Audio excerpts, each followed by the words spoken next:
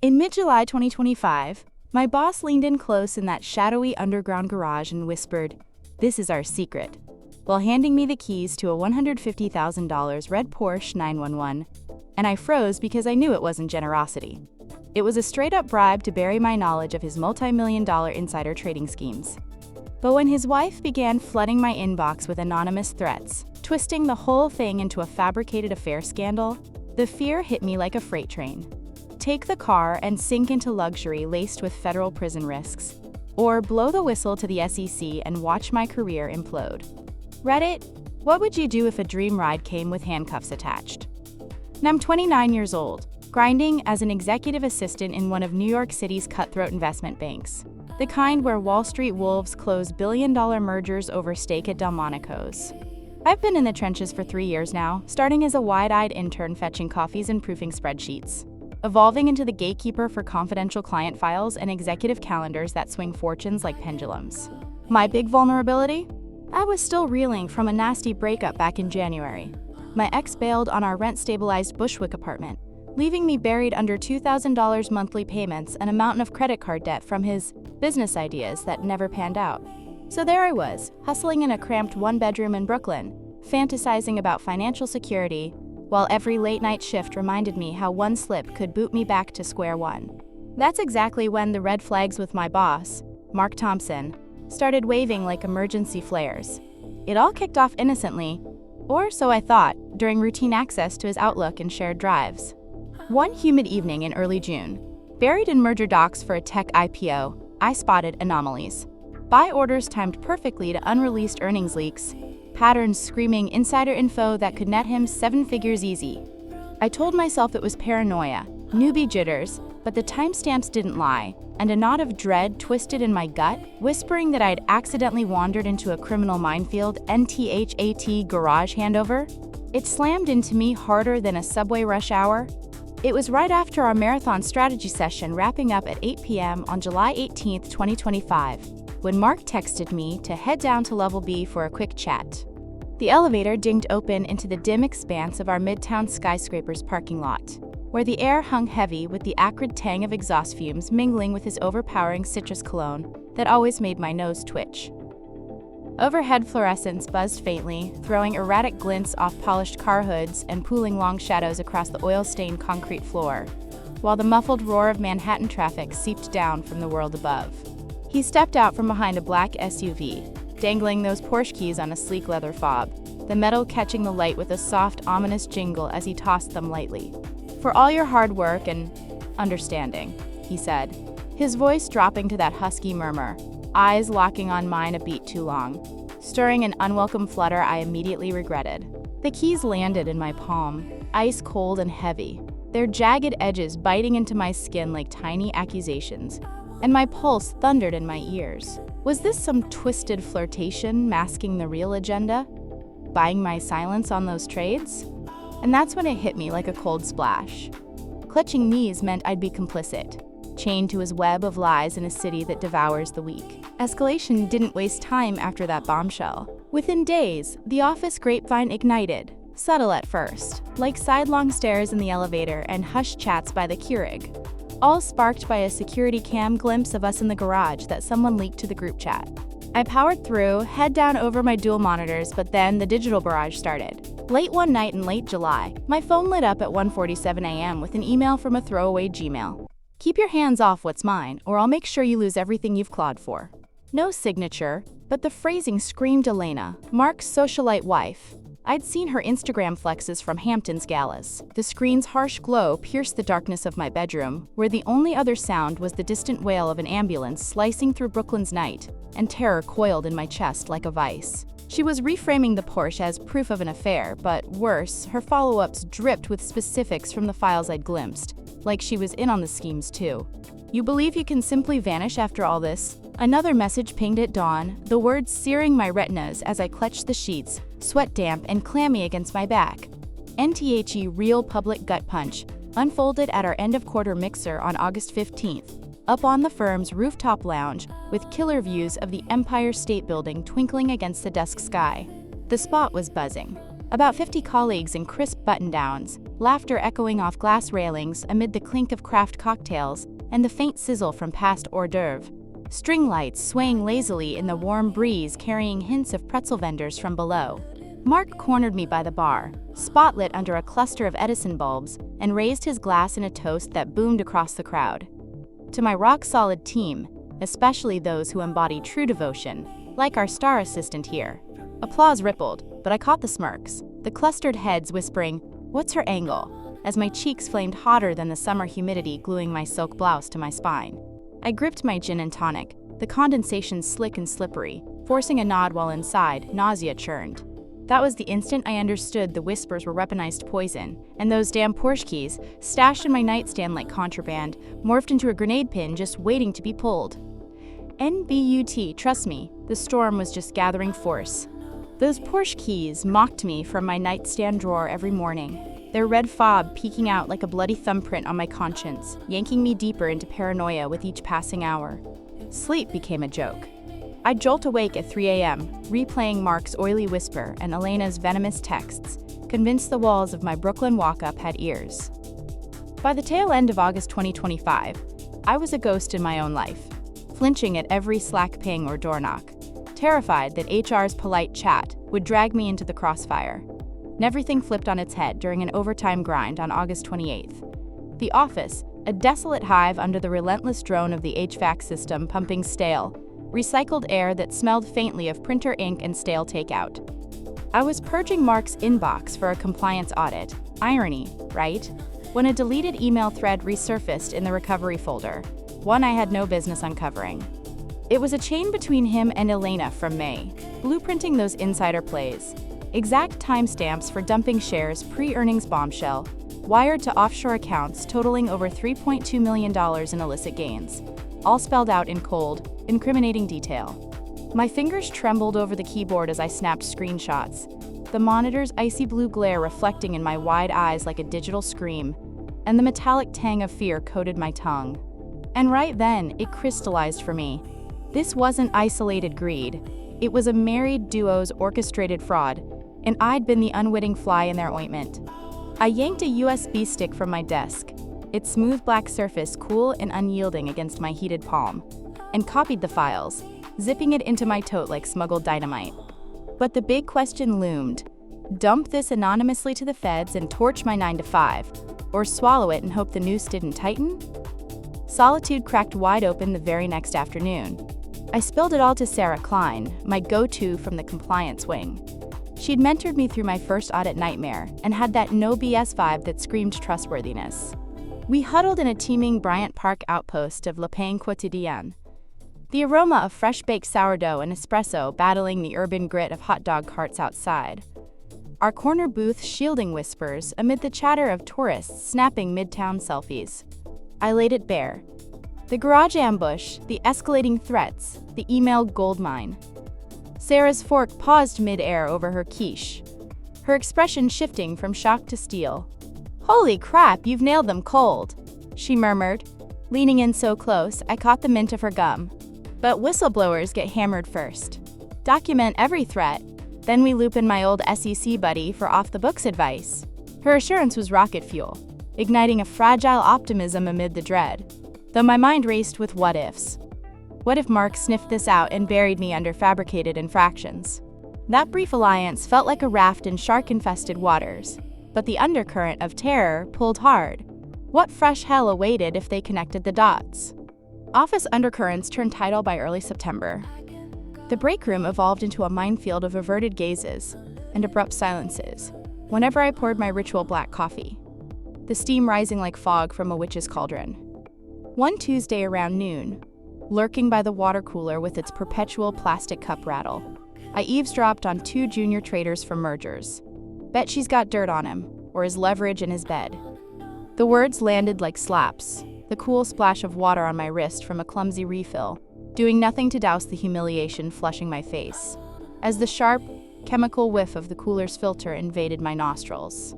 I bolted to the restroom, splashing icy tap water on my burning cheeks, staring at my reflection under the merciless vanity lights that highlighted every stress line. No way to retort without spilling secrets, so I bottled the rage. Meanwhile, those keys haunted my periphery, their leather fobs supple give under my thumb during absent-minded fiddles, evoking the Porsche's imagined red hood shimmering under garage fluorescence. A siren call of temptation and doom intertwined. Action clawed its way out that same week.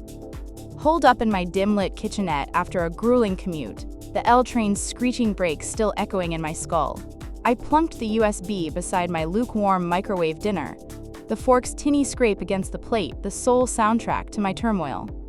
The room's single bulb cast a jaundiced pallor over the cluttered counter, amplifying the drive's shadowy bulk like a forbidden artifact.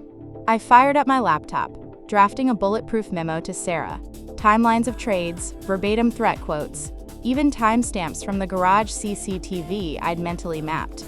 My cursor danced over attach, breaths shallow and ragged as flashbacks assaulted me. Mark's booming toast at the rooftop, the crowd's oblivious cheers masking my isolation. With a defiant exhale, I clicked send, the whoosh of transmission sealing my fate. That was the pivot point where denial shattered. I was done being the silent cog in their machine, yet the backlash brewed darker than I imagined. Dispatching that memo to Sarah was akin to igniting a fuse in a powder keg, the digital echo reverberating in my skull long after I slammed the laptop shut. Dawn of September 4th, 2025, greeted me with a leaden sky over Brooklyn, and as I trudged into the office lobby, the elevator's sterile chime felt like a countdown. The overhead fluorescents hummed their accusatory drone, bathing the marble floors in a clinical wash that made every colleague's glance pierce like scrutiny, and I half expected Mark to materialize with accusations blazing. Instead, a terse slack lit my screen mid-morning. Garage, 5 sharp, don't make me wait. The words pulsed red in the notification bubble, my coffee mug slipping in my grip, its scalding contents sloshing perilously close to the keyboard. Sarah and I reconvened that very lunch hour, ducking into a secluded bench in the shadow of the Charging Bull in Bowling Green, where the September chill nipped at exposed ankles and the harbor's briny tang whipped through on gusts rattling nearby food trucks. She'd already pinged her ex-SEC contact, a grizzled vet named Ruiz, who'd busted Ponzi schemes in the 90s, and his verdict crackled through her relayed notes. Ironclad evidence, kid. Trade scream violation under Section 10B. But return that car publicly, distance yourself before they smear you as accomplice. The logic drilled home like a nail, and suddenly the Porsche keys, phantom chill, resurfaced in my memory. Their bite, a prelude to entrapment. That dusk, I marched into Mark's corner suite, the plate glass windows framing the Hudson's glittering sprawl, his cologne assaulting me anew like a toxic fog as I dropped the keys onto his mahogany blotter. The metallic clatter reverberated sharply, and I met his glare. I'm returning this. It's not right, and I won't touch it. His jaw clenched, veins bulging at his temples, before he hissed low, "You really think you can just slink away after everything we've shared?" The venom in his tone, laced with that faux intimacy, twisted like a knife. But I spun on my heel, the door's hydraulic whoosh sealing my exit as adrenaline surged through my veins. The spectacle that sealed the escalation erupted a mere 7 days later, on September 11th, during a high-roller client schmooze at an upscale Soho bistro. Think exposed brick walls aglow under wrought iron pendants, the sizzle of seared foie gras wafting from open kitchens, and the murmur of deal whispers over vintage Barolo pours. The private dining room brimmed with power players, hedge fund titans in bespoke suits, our firm's rainmakers, all under the warm amber haze of candle flames flickering against crystal stems. Mark held court at the head, regaling with war stories, but his sidelong glares at me across the linen-draped table screamed volumes. Midway through dessert, creamy panna cotta quivering on fine china, he rose for his signature pitch, microphone in hand for the AV setup, voice amplified to fill the space. In this cutthroat game, success hinges on loyalty, not entitlement. Some folks just can't grasp a good thing when it's handed to them. Laughter tittered politely, forks pausing as heads swiveled my way. The room's collective stare burning holes through my composure, while the wine's tart aftertaste soured in my mouth. My spoon clinked discordantly against the bowl, a shrill betrayal in the hush, and I fought the urge to bolt, cheeks ablaze under the chandeliers, unforgiving sparkle. That was the breaking point. I saw his ploy crystal clear, gaslighting the narrative to brand me the villain, all while the keys' absence mocked his failed snare. defiance ignited post-dinner haze. Back in my apartment by 10 p.m., the city's neon bleeds seeping through blinds like accusatory fingers. I commandeered my coffee table for war counsel with the USB, its unyielding plastic now a talisman clutched in white-knuckled fists. The faint hum of the subway rumbling subterranean added a bass throb to my frantic typing, compiling the SEC dossier, annotated trade logs, geotagged threat screenshots, even a transcribed recollection of the garage exchange. Sarah's input via encrypted chat sharpened the blade, frame it as coerced silence, not complicity. And as I uploaded to the anonymous tip line at 11:58 p.m., the progress bar's crawl felt eternal, each percentage a heartbeat of liberation laced with vertigo. Hitting confirm unleashed a whoop of raw triumph. But sleep evaded me, the fridge's monotonous buzz underscoring visions of the Red Hood's predatory gleam. What if the feds balked? What if Mark's Rolodex shielded him from fallout? Sarah's midnight reassurance pinged. It's in motion. Brace for ripples. Yet the abyss yawned wider, Elena's specter lurking in every shadow. NTHE reckoning loomed, fiercer than anticipated. The limbo post-submission stretched like an eternity in purgatory, each tick of my wall clock in that shoebox apartment amplifying the suspense until it clawed at my sanity. Mornings blurred into a ritual of dread-fueled commutes on the packed F train, its metallic screeches and sway mirroring my inner chaos, while phantom vibrations from my phone promised doom. Mark's office presence morphed into Arctic formality. Curt nods in hallways scented with fresh orchids from the lobby. His once chummy emails now clipped directives that left me dissecting every comma for traps. The Porsche keys, void echoed louder, their imagined weight, a ghost haunting my keychain jingles, intertwined with flashbacks to the garage's gasoline reek and flickering bulbs that now symbolized dodged bullets. I obsessively refreshed the SEC portal via VPN, the cursor's blink-a-taunt. But silence reigned, punctuated only by the radiator's sporadic hisses in my chilly evenings. Then the dam burst on October 2, 2025, a Thursday etched in chaos. I arrived at the revolving doors of our tower to pandemonium.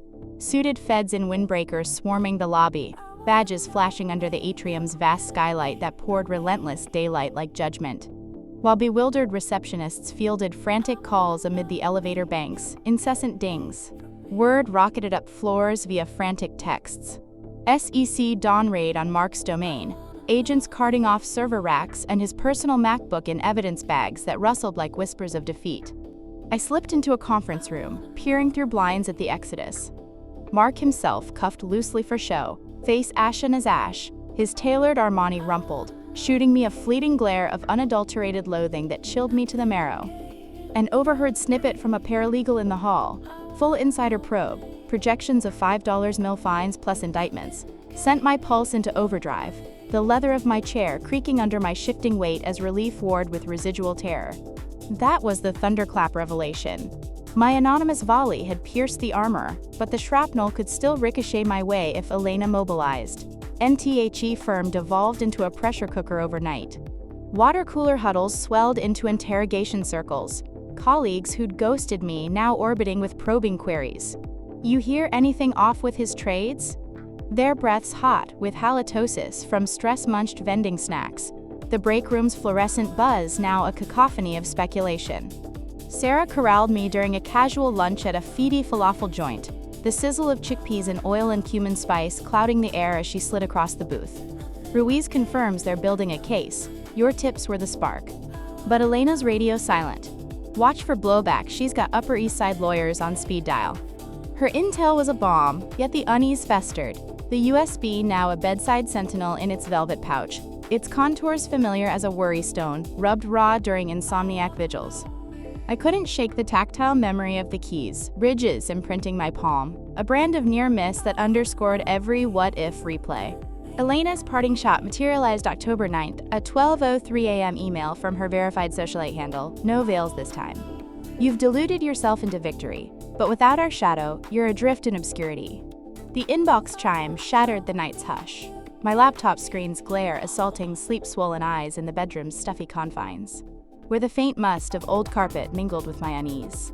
Desperation oozed from every syllable, a far cry from her earlier barbs, and I archived it meticulously, forwarding to Sarah with a time-stamped note.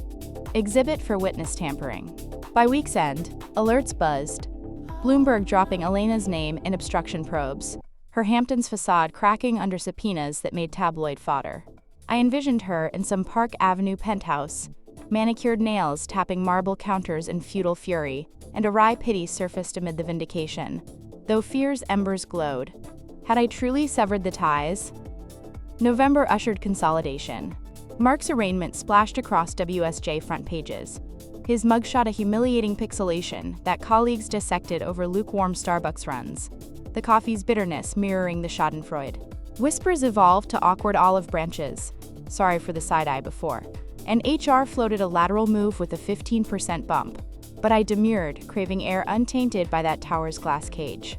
The USB migrated to a bank's safety deposit box downtown, its retrieval key a modest chain around my neck, a discreet emblem of reclaimed agency beside the absent Porsche fob's echo. Nightmares of the Red Hood's allure persisted, sleek and seductive under those garage lights, but dawn brought clarity. I'd navigated the labyrinth, emerging scarred but sovereign. NTHE echoes lingered, demanding reflection. Reflecting on that whirlwind from July's garage gambit to November's courtroom coda, I grasped the razor-thin line I towed between perdition and rebirth, those cursed keys a Rosetta Stone, decoding the fragility of ambition in New York's merciless grind. At 29, still navigating the finance fray but scouting roles at boutique advisory firms in Flatiron, places promising autonomy over empire building. I've traded the walk-up's leaky faucets for a sublet in Williamsburg, with skyline peaks that no longer intimidate. The paranoia hasn't evaporated entirely. I double-bolt doors and scan crowds at Duane Reade for familiar faces, Elena's ghost a nagging specter in quiet moments. But the ballast of victory lightens the load, transforming dread into a steely vigilance that steels me for future battles. NTHE ordeals harsh gospel? Opulence often conceals barbed wire, and complicity's hush exacts a steeper toll than the uproar of truth-telling. Mark's empire crumbled spectacularly. Disbarred. Assets frozen in a $7.4 million restitution saga that tabloids devoured like chum. His once commanding silhouette now a cautionary caricature in industry webinars. Elena's intimidation charges stuck like glue, her social whirl reduced to court dates and asset seizures, those midnight missives boomeranging into her undoing. I passed the Midtown monolith en route to interviews, the underground garage's maw a fleeting vertigo trigger, the persistent gasoline bite, cologne phantom, keys, jangle all resurfacing in olfactory ambush. But I stride past unbowed, the episode a badge etched in resilience. The USB, ensconced in its vault with a $25 annual fee, stands as inert testament. A vessel of valor, not vengeance. Its cool retrieval evoking the cathartic click of the SEC submit button that night. Progress bar sealing my emancipation. Yet the hypotheticals haunt like uninvited guests at a victory lap. Suppose I'd pocketed the Porsche, let the rumors metastasize into a scarlet letter career killer, and marinated in moral rot. Would the allure of leather seats and V8 purrs have numbed the gnawing guilt? Or the alternative abyss, premature exposure sans evidence, inviting smears that painted me the gold digger schemer? I sidestepped both chasms, but the margin was microns, a testament to serendipity's role in survival. Sarah's bond endured, evolving into mentorship coffees at Dean and DeLuca, where we dissect fresh scandals over almond croissants. Her laugh a reminder that allies forge in fire. Colleagues. Mea culpas arrived piecemeal. Awkward DMs, hallway nods. But I harbor no grudges. The spectacle schooled us all on vigilance's premium.